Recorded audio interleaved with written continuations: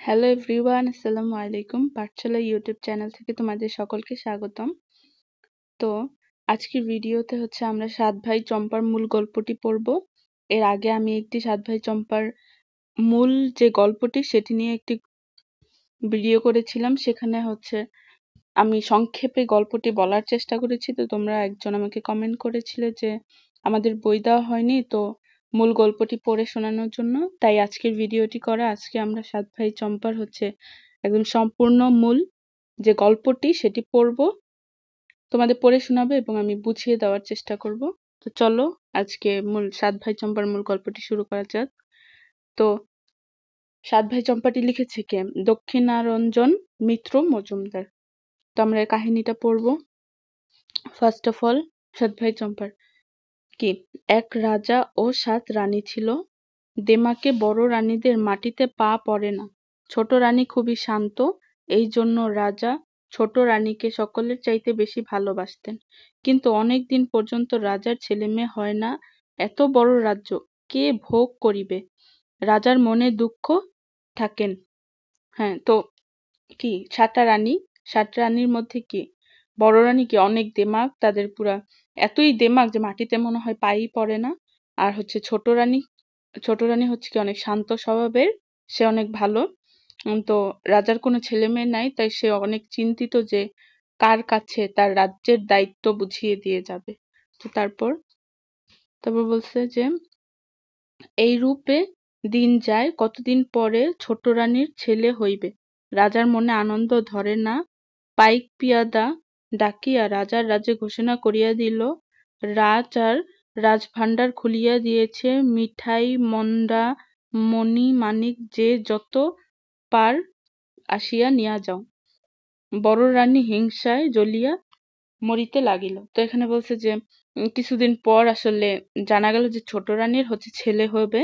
তো এটা শুনে কি রাজা অনেক খুশি হয়ে যায়। সে এতই খুশি হয় যে মনে ধরে রাখা যায় না। সে সবাইকে বলে যে তার রাজা একদম খলিয়ে খুলে দেওয়া হয়েছে, মিষ্টি, তারপর মিঠাই, মণিক, যে স্বর্ণ এইসব আছে, তা সব যে যত চায় তা নিয়ে যেতে পারে। তো এইসব দেখে কি বড় রানীর অনেক হিংসা হয়। তো তারপর কি রাজা আপনার কোমরে, ছোট রানীর কোমরে এক সোনার শিকল বাঁধিয়া দিয়া বলিল, যখন ছোট ছেলে হইবে এই শিকল নাড়া দিলেই আমি আসিয়া ছেলে দেখিব। বলিয়া রাজা রাজ দরবারে গেলেন। তো রাজা কি করলো? রাজা করলো কি ছোট রানীর কোমরে কি একটা শিকল, মানে ঝুমকো টাইপের বেঁধে দিছে, যাতে সেটা যদি সে নাড়ায় তাহলে কি আওয়াজ হবে একটা। তো সে আওয়াজে কি রাজা আসবে এবং তার ছেলেকে দেখার জন্য আসবে। তো তারপর ছোট রানীর ছেলে হইবে, আতুর ঘরে কে যাইবে? বড় রানী বলিল, আহা, ছোট রানীর ছেলে হইবে তা অন্য লোক দিব কেন? আমরাই যাব। বড় রানীর আতুর ঘরে গিয়া শিকল নাড়া দিলেন। অমনি রাজা সভা ভাঙিয়া ঢাক ঢোল বাদ্য দিয়া মণিমাণিক হাতে ঠাকুর পুরোহিত সঙ্গে রাজা আসিয়া দেখলেন কিছুই না। রাজা ফিরিয়া গেলেন। তো কি করলো বড় রানী? কি এই ছোট রানীর যখন সন্তান হবে, মানে ছেলে হবে, তখন রাজা বলতেছে যে তাহলে ওর ওর যে ছেলে হবে ছোট রানীর, তোর সাথে থাকবে কে? তো বড় রানী বলল যে বাহিরের মানুষের কি দরকার, আমিই থাকবো রানীর সাথে। তো কি করলো বড় রানী? করলো কি, মানে একটু ষড়যন্ত্র করে ছোট রানীর কোমরে যে ঝুমকোটা বাঁধা ছিল ওইটা কি করে নাড়া দেয়। তো রাজা কি ভাবে যে নাড়া দিছে, তার মানে তার মনে হয় ছেলে সন্তান হয়েছে। তো এই জন্য কি রাজা কি সভা ভেঙে দিয়া ঢাক ঢোল নিয়া পুরোহিত নিয়া একদম যাইয়া আতুর ঘরে পৌঁছায়। তারপর দেখি কি ছেলে হয়নি। তারপর কি রাজা কি ফিরিয়া যায়। তারপর তারপর রাজার সভায় বসিতে না বসিতে আবার শিকল নাড়া পড়িল। রাজা আবার ছুটিয়া গেল, গিয়া দেখল এবারও কিছু না। মনের কষ্টে রাজা রাগ করিয়া বলিলেন, ছেলে না হইতে আবার শিকল নাড়া দিলেন, আমি সব রানীকে কাটিয়া ফেলিব। বলিয়া রাজা চলিয়া গেল। একে একে একে ছোট রানীর 7টি ছেলে একটি মেয়ে হইল। আহা, ছেলে মেয়ে যেন চাঁদের পুতুলে ফুলের কলি। তারপর তারপর আকুল পাকুল করিয়া হাত নাড়ে পা নাড়ে, আতুর ঘরে আলো হইয়া গেল। ছোট রানী আস্তে আস্তে বলিল, দিদি কি ছেলে হইল এবার দেখাইলি না। তারপর বড় রানী কি বলল? ছোট রানীর মুখে কাচের রঙ্গ ভঙ্গি করিয়া হাত নাড়িয়া নখ নাড়িয়া বলিয়া উঠিল, ছেলে না, হাতি হইয়াছে। তোর আবার ছেলে হইবে? কয়টা ইঁদুর আর কয়টা কাকড়া হইছে? তো কি আবার যখন তো ফার্স্টে তো যে নাড়া দিল মতো রাজা আইসা ফিরিয়া গেল। তো রাজা যাওয়ার সাথে সাথে এর কিছুক্ষণ পরেই কি আবার হচ্ছে সেই যে রানীর কোমরে যেটা বেঁধে দিয়ে গেছে ওইটা আবার নাড়া দিছে বড় রানী। তো আবার রাজা সেই সভা হইতে না হইতে আবার সে আসছে, আইসা ছুটে দেখে কি যে এখনো ছেলে হয়নি। তো সে খুবই রাগ করে চলে যায় আর বলে যে সব রানীদের আমি কাটিয়া ফেলবো। তো এটা শুনে তারপর কি তারপর হচ্ছে ছোট রানীর কি 7টা ছেলে এবং একটা মেয়ে হয়, একদম পুতুলের মতো, চাঁদের পুতুলের মতো দেখতে। তারপর ছোট রানী বলে যে আমার কিরকম ছেলে মেয়ে হলো তা তো দেখাইলেন না। পরে বড় রানী বলে যে ছেলে হয় নাই, হাতি হয়েছে। কয়েকটা ইঁদুর কয়েকটা ইঁদুর আর কাকড়া হয়েছে, মানে এরকম ভাবে ওনাকে হচ্ছে ব্যঙ্গ করার চেষ্টা করে। তারপর তারপর শুনিয়া ছোট রানীর অজ্ঞান হইয়া পড়িয়া রইল। নিষ্ঠুর বড় রানী তার শিকলে নাড়া দিল না, চুপচাপ হাড়ি সরা আনিয়া ছেলে মেয়েগুলিকে তাহারে পুরিয়া পাশদায় পুঁতিয়া ফেলিয়া দিল, আসিয়া তাহার পর শিকল ধরিয়া টান দিল। রাজা আবার ঢাকঢোল বাদ্যমাণিক নিয়া ঠাকুর পুরোহিত নিয়া আসিল। বড় রানীর হাত মুছিয়া মুখ মুছিয়া তাড়াতাড়ি করিয়া কতগুলি ব্যাঙের ছানা ইঁদুরের ছানা আনিয়া দেখাইল। দেখিয়া রাজা আগুন হইয়া ছোট রানীকে রাজপুরীর বাহির করিয়া দিল। তো কি করলো? এইসব বলার পর হচ্ছে কি ছোট রানী কি একদম মানে এইসব কথা শোনার পর সে অজ্ঞান হয়ে যায়। তারপর কি বড় রানী কি একটা ফোন দিয়ে আটে, একটা ষড়যন্ত্র করে।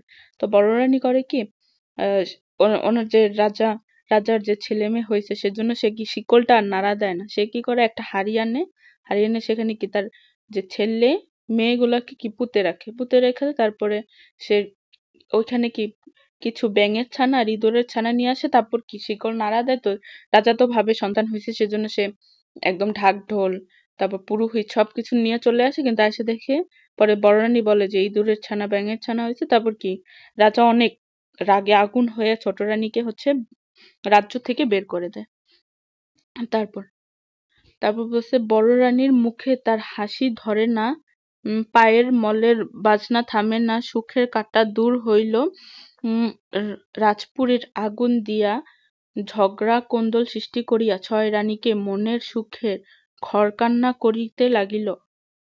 তারপর হচ্ছে পোড়া কপালে ছোট রানীর দুঃখ, গাছে পাথরে ফোটে নদী নালা শুকায়, ছোট রানীর ঘুটে কুড়ানির দাসী হইয়া পথে পথে ঘুরিতে লাগিল। তারপর তো ছোট রানীকে যেই বের করে দেয় তো বড় রানী তো খুশিতে একদম খুশিতে মনে হয় মাটিতে পাই পড়ে না এরকম, অনেক খুশি, মানে পারলে খুশিতে নাচানাচি শুরু করে দেয় এরকম। আর হচ্ছে যে অভাগা ছোট রানী যে সে হচ্ছে কি সে বনে বনে কি ঘুটে কুড়ায় এক একভাবে, মানে অনেকই মানবতর জীবন যাপন করে। তো তারপর হচ্ছে কি এমনি করিয়া দিন যায়, রাজার মনে সুখ নাই, রাজ্যের সুখ নাই, রাজপুরী খা খা করে, রাজার বাগানে ফুল ফোটে না, রাজার পূজাও হয় না। একদিন মালি আসিয়া বলিল, মহারাজা, নিত্য পূজায় ফুল পাই না, আজ যে পাশগাধার উপরে 7 চাপা এক পারুল আছে, টুলটুলে 7 চাপা আর পারুল ফুটিয়া রহিয়াছে। রাজা বলিল, তবে সেই ফুল আনো, পূজা করো। মালি ফুল আনিতে গেল। মালি দেখিয়া পারুল গাছে পারুল ফুল, চাপা ফুল, ডাকিয়া বলিল, 7 ভাই চম্পা জাগরে। তো তো কি তো এমন করিয়া সব হচ্ছে ছোট রানীকে তো বনবাসে পাঠিয়ে দিছে। তো এমনি দিন যাইতেছে, রাজার মনেও তেমন কোনো শান্তি নেই, তার কোনো সন্তান নাই।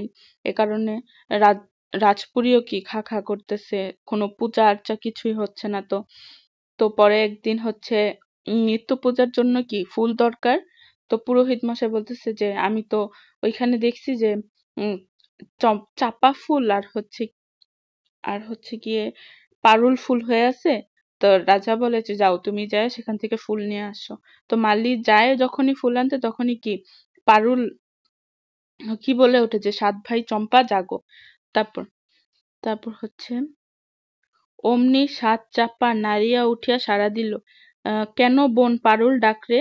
তারপর পারুল বলিল, রাজার মালি এসেছে, পূজার ফুল দিবে কি না দিবে? তারপর সাত চাপা তুরতুর করিয়া উঠিয়া ঘিরে ঘাড় নাড়িয়া বলিতে লাগিল, না দিব ফুল, উঠিব শতেক দূরে, আগে আসুক রাজা তবে দিব ফুল। তো কি বললো তোর সাত ভাই চম্পা যখন নেড়ে উঠলো তখন তার পারুল বলল কি যে পূজার জন্য তো ফুল লাগবে, তো ফুল দিবে নাকি দিবে না? তারপর যে চম্পা সাত চাপা ওরা কি বললো? ওরা বলল যে না দিব না, আগে রাজা আসুক তারপর ফুল দিব। তো তারপর কি হইল? তারপর দেখিয়া শুনিয়া মালিক অবাক হইয়া গেল, ফুলের সাজি ফেলিয়া দৌড়িয়া গেল রাজার কাছে খবর দিতে। আশ্চর্য হইয়া রাজা রাজসভা সকালে সেখানে আসিল। রাজা আসিয়া ফুল তুলিতে গেলেই অমনি পারুল ফুল চাপা ফুল ডাকিয়া বলিল, সাত ভাই চম্পা জাগো জাগরে। চাপারা উত্তর দিল, কেন বোন পারুল ডাকরে? পারুল বলিল, রাজা আপনি এসেছেন, ফুল দিবে কি না দিবে? তো কি চাপারা বলিল, না দিব না, আগে আসুক রাজার বড় রানী তবে দিব ফুল। তো কি বলছে? তারপর কি এরকম যে আশ্চর্য ঘটনা, এটা দেখে কি হচ্ছে মালি যায় রাজার কাছে বলে, আর রাজা কি তৎক্ষণাৎ সেখানে আসে ফুল নেওয়ার জন্য। তো ফুল যখনই রাজা আবার ফুল নিতে নেয় তখনই আবার কি চাপ্পারা কি বলে ওঠে যে ফুল দেব না, আগে আসুক বড় রানী। তো তারপর দেখি বড় রানী আসার পর কি হয়। তো বলিয়া চাপার ফুলের আরো কিছু উঁচুতে উঠিল। রাজা বড় রানীকে ডাকিল। বড় রানী মল বাজাইতে আসিয়া ফুল তুলিতে গেল। চাপা ফুলেরা বলিল, না ফুল দিব না, আগে কি মেঝো রানী। তো যখন আবার বড় রানী আসলো তখন আবার তারা কি বললো মেঝো রানীকে আসার জন্য। তারপর মেঝো রানী আসার পর কি হলো? তাহারা পর মেঝো রানী আসিল। মেঝো রানী আসিয়া নোয়া রানী আসিল, তারপর কি কনে রানী আসিল। কেউই ফুল পাইল না। আকাশে তারার মতো ফুটিয়া রইল। রাজা গালে হাত দিয়া মাটিতে বসিয়া পড়িল। শেষে দুয়ারে আসিয়া তখন ফুল বলিল, না দিব না, ঘরে আসার আগে রাজার ঘটে কুড়ানির দাসী তবে দিব ফুল। মানে ঘটে কুড়ানির দাসী বলতে বোঝানো হয়েছে ছোট রানীর কথা, আগে যদি ছোট রানী আসে তাহলে ফুল দিবে। তো তারপর হচ্ছে তখন খোঁজ খবর পড়িয়া গেল। রাজার দৌতলা পাইয়া দিলেন যে পাইক বেহারা দৌলায় লইয়া মাঠে গিয়া ঘুটে কুড়ানির দাসী ছোট রানীকে লইয়া আসিল। ছোট রানীর হাতে পায়ে গোবর, পরনে ছেঁড়া কাপড়, তাই লইয়া তিনি ফুল তুলিতে গেলেন। অমনি সুরসুর করিয়া কি চাপার আকাশ নামিয়া আসিল। পারুল ফুটিয়া গেল ফুল হইতে সুন্দর চাঁদের মতো। সাত রাজপুত্র এবং রাজকন্যা মা মা বলিয়া ডাকিয়া ঝুপঝুপ করিয়া ঘুটে ছোট রানীর কোলে ঝপঝপাইয়া পড়িল। তো কি হইলো? তারপর কি যখন বললো যে ছোট রানীর কথা, তখন হচ্ছে খোঁজ খবর লাগানো শুরু করলো যে ছোট রানী কোথায় আছে। তারপর ছোট রানীকে নিয়ে আসলো। তো ছোট রানীর কি অবস্থা ছিল? ছোট রানী কি হাত পায়ে গোবর লাগানো ছিল এবং সে কি একটা ছেঁড়া কাপড় পরা ছিল। তো ওরকম অবস্থায় সে ফুল তুলতে যায়, তখনই কি ফুলগুলো সব তার কোলে এসে পড়ে আর মা মা বলে ডাকতে থাকে। তো তারপর হচ্ছে সকলে অবাক। তো সবাই একদম হতবাক হয়ে যায় যে আয় কি হলো এটা। তারপর রাজার চোখ দিয়া ঝরঝর করিয়া জল গড়িল। বড় রানী ভয়ে কাঁপিতে লাগিল। রাজা তখনই বড় রানীর দিকে কঠিন শাস্তি দিয়ে সাত রাজপুত্র পারুল মেয়ে ছোট রানীকে লইয়া রাজপুত্রে গেল। রাজপুরীতে জয়ডঙ্কা বাজিয়ে দিল। তারপরে কি তারপরে হচ্ছে অবাক হয়ে গেল। তখন রাজা সব বুঝে গেল যে এটা নিশ্চয়ই বড় রানীর কোনো ষড়যন্ত্র ছিল। তারপর বড় রানীর কি অনেক কঠিন শাস্তি দিল, আর কি ছোট রানীকে আবার রানীর মর্যাদা দিয়ে রাজ্যে নিয়ে গেল এবং তার যে সাতটা ছেলে এবং এক মেয়ে তাকেও কি রাজ্যে নিয়ে গেল। তো আজ এই পর্যন্তই হচ্ছে সাত ভাই চম্পার। তো আমরা নেক্সটে হচ্ছে লেখক পরিচিতি, পাঠ পরিচিতি, শব্দের অর্থ পড়বো। এরপর হচ্ছে গল্প আলাউদ্দিনের চেরাগ। তো তোমাদের পুরো গল্পটি কেমন লাগছে সেটা আমাকে কমেন্ট করে জানাবে, এবং তোমরা নেক্সট যে কোন বিষয় ভিডিও চাও সেটিও আমাকে জানাতে পারো। তো তোমরা প্লিজ আমার চ্যানেলটিকে সাবস্ক্রাইব করো আর বেশি বেশি করে কমেন্ট করো। ধন্যবাদ সবাইকে ভিডিওটি দেখার জন্য।